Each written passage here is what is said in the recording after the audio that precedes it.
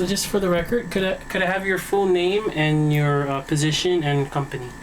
I'm Ruel R. Villacrusis. I am the general manager of RNV Construction. And how long has RNV been in business, and how long have you been the GM? I started this alone, working 16 hours a day since 1988. During that time, I'm alone. So, it's a lot of hard works. But eventually, I was fortunate with the blessings of the Lord. I was able to make this company a big company now. All right, and of course you're aware of the lawsuit that was filed in district court.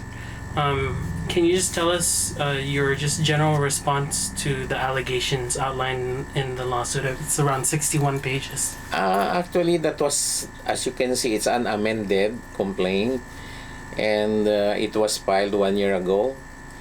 And they keep recruiting some of my guys, so they were able to get additional 4 guys, I think. So it's now 7 plus 4, so 11 guys. But you see, these 4 guys are just like the touchback, and 1 guy there was not terminated but was not renewed for I think 3 to 4 years now. So I don't know why they surface again, because maybe of the recruitment. Yeah, but most of these guys are touchback, and touchback is not made by me.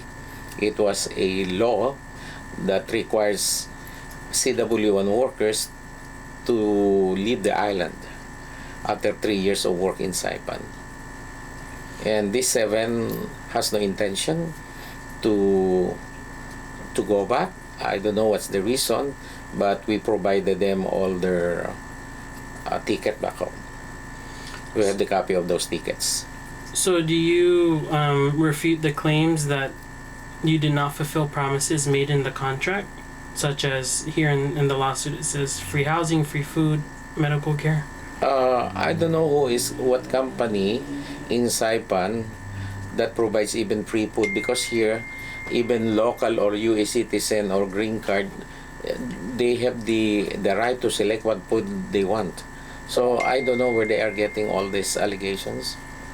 And what about paying the workers for all their hours paid at the prevailing wage or proper overtime?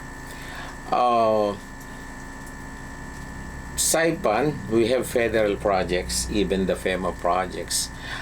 You submit certified payroll, they interview workers at the job site, and you cannot be a big company being awarded federally funded projects if you will not follow the federal law. The FLSA, what they are saying is, I am not paying 1.5 time.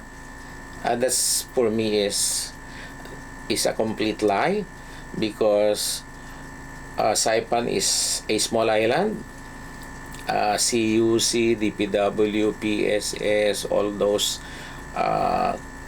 agency here, government agency, will not allow you to be awarded projects if you're not paying. And besides, I have to be very proud with this, that since inception of RNB 1998, I don't have any delayed salary. Actually, I give even cash advance.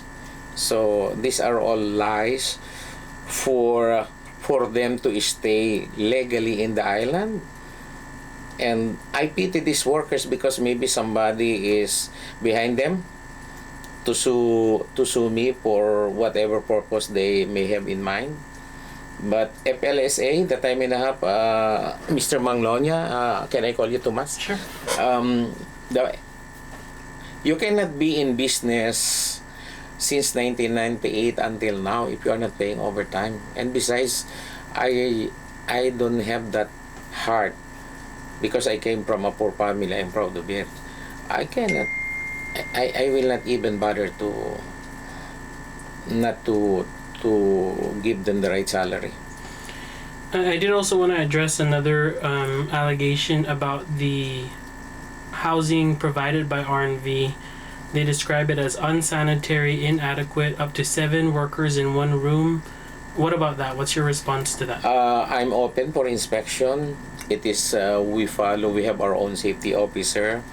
I think maybe I'm not the best in the island, but they can rent somewhere else if they don't want, because it's not mandatory to stay in a house that we can provide, so they can go. Some of my workers are staying outside. So if they don't like the place where I provide, but there are air conditioned rooms, and everybody are welcome to check. So you're saying you believe it's adequate and sanitary? Yes, yeah, and compared to others, I think my place is better. Yeah, but just what I'm saying, they can come. Anybody is welcome to visit. Yeah.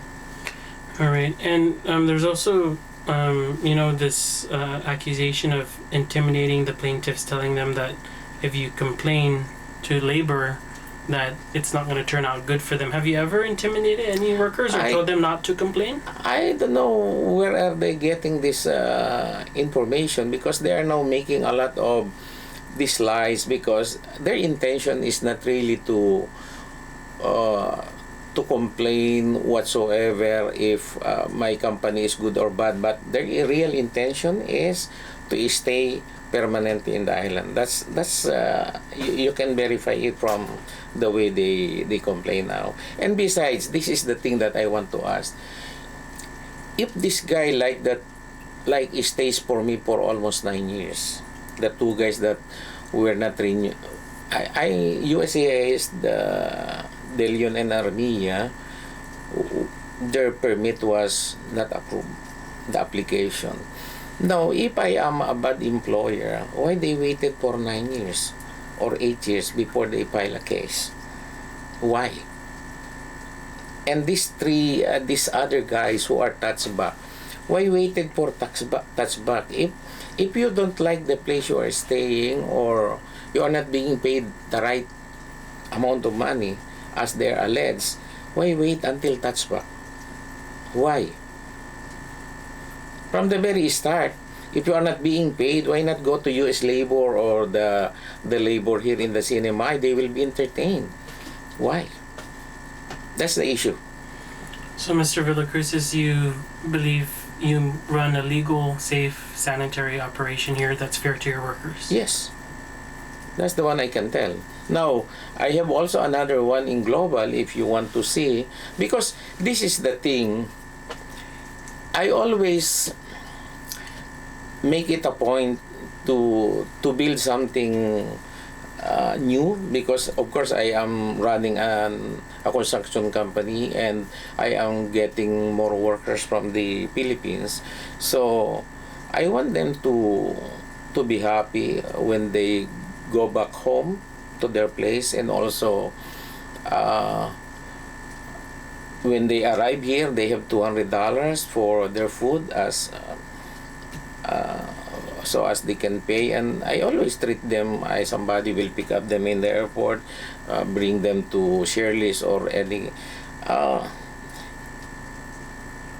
Forgive me, but I think the issue here is whether their filing is legitimate for the offenses, alleged offenses by my company, or they just want to stay permanently legally in the island. Because the issue here right now, this is the government problem, is if they will check the illegals in the island, it's plenty, and it's not helping the economy. Yeah, because these people are not paying FICA, a lot of government subsidies, and I don't know. That's not me to decide on that. That's the government. Right, sir. Anything else you want to add? You want the community to know about this? Yeah, just want to tell that of course they have family to support. I do understand that, but I hope the government should be very careful also with some abusive workers. It's not only abusive employer they have to look into, but I think like Filipino workers, if they go to Saudi, which the government is not democratic They are so, what's this? What can you tell about that? They follow the law strictly and they are afraid. Now, because Saipan and Guam are U.S. oil, sometimes they abuse the system. They abuse, that's the word. And it's very, for me, it's very shameful because I'm also a Filipino. But if you want to be successful in life, be disciplined and work hard. Because success cannot be just like that. You should work hard to achieve your goal and your dreams. There is no, as I said during the interview of Los Angeles Times, there is no elevator to success. You have to take the steps. And if these people wants me to be used by them, I will defend myself, because this is not a good precedent, and I don't like workers abusing the system for their own sake. Yeah, they have to follow the law. Yeah, and I want to defend myself on that. That is the bottom line. Yes.